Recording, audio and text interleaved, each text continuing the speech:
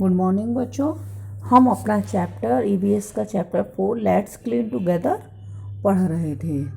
तो हमने इसमें अब हम आगे इसमें पढ़ेंगे cleanliness should be a habit not pomp and show off. कि सफाई जो है वो हमारी आदत में होनी चाहिए, ना कि वो धूमधाम के लिए या शो ऑफ किसी को दिखाने के लिए। राधा's brother and Bhabhi returned from Kerala. They showed many photographs to Radha about the places they visited. Radha saw each picture very carefully and noticed that all the places were very clean. Now she began to realize that their home were so small. Even they did not keep it clean. Her Bhabhi understood everything and talked to her about it. She explained Radha about the importance of cleanliness and hygiene. It should be, it should not be just to show anybody, it must be a part of our habit. Radha के भैया भाभी क्या घूम के लौटे। They showed many photographs to Radha about the, उन्होंने राधा को अपनी वहाँ की बहुत सारी पिक्चर वहाँ की दिखाई।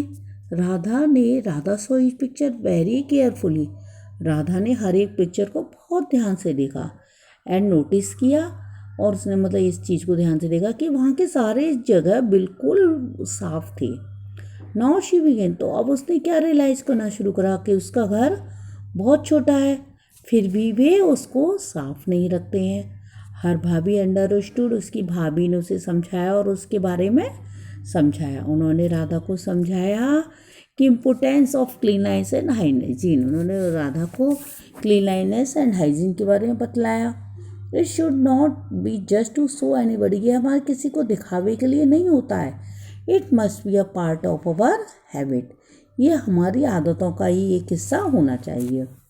A very special, whosoever visited Gandhiji ashram, she was first given the task of cleaning the toilets. Only after doing this task properly, she was given any other work, because Mahatma Gandhi thought that cleanliness was next to godliness.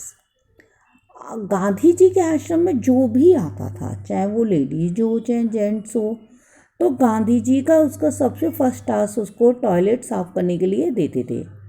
After doing this work task, इस काम को अच्छी तरह करने के बाद उसको other work दिया जाता था, क्योंकि महात्मा गांधी जी का मानना था कि सफाई भगवान के बराबर होती है, कि अगर हम सफाई है तो वहाँ भगवान के, वहाँ मतलब अच्छी जगह साफ जगह भगवान भी रहते हैं।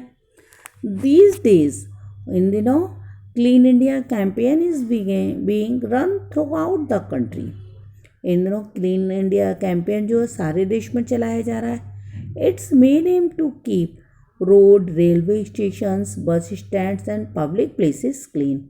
इसका मुख्य उद्देश्य क्या है? Road, railway station, bus stand और जितनी भी पब्लिक प्लेसेस हैं उनको साफ रखना है। There should be a dustbin our houses, और एक हमारे घरों में भी डस्टबिन होना चाहिए। अब इसमें दिया देखो, टेक बाथ एवरी डे, हमको जो क्लीन सफाई के लिए, स्वच्छता के लिए क्या करना चाहिए? टेक बाथ डेली, हमको रोज़ नहाना चाहिए। And put on clean and tidy clothes, हमको साफ कपड़े पहनने चाहिए। Say no to polythene bags, polythene bags को नो कहेंगे, क्योंकि पॉलीथीन बैग सबसे ज़्यादा हमारे पर्यावरण को नुकसान पहुंचाती है, पॉलीथीन नष्ट नहीं होती है। Contribute in making cleanliness in streets, colonies, homes and public places, जिस तरीके से हम अपने घर को साफ रखते हैं उसी तरीके से हमको अपना कंट्रीब्यूट करना चाहिए street, colonies, home, public places को साफ रखने के लिए। Not right on the walls, हमको दीवारों पर नहीं लिखना चाहिए, फ्लोर पे ये फर्नीचर पर लिख रहे हैं कि उनको गंदा करें, हमको वो सब नहीं करना चाहिए। Not throw papers, pencil shavings, wrappers of toffees ETC in the class, हमको क्लास क्या ना कहीं घर पर फेंकना चाहिए, ना सड़क पर ही ऐसे कचरा फेंकना चाहिए। तो हमको इन सब चीज़ों का अगर हम ध्यान रखेंगे, अपनी आदत में बना लेंगे, तो हम एक सफाई बिल्कुल हम इसका हिस्सा, क्लीन इंडिया कैंपेन का हिस्सा बन सकते हैं। Cleanliness is necessary to stay fit and fine, सफाई जो स्वच्छता है वो हमें फिट एंड फाइन रहने के लिए भी ज़रूरी है। ये अब आपकी इसमें एक्सरसाइज ऐड है, इसको आप कर लीजिए।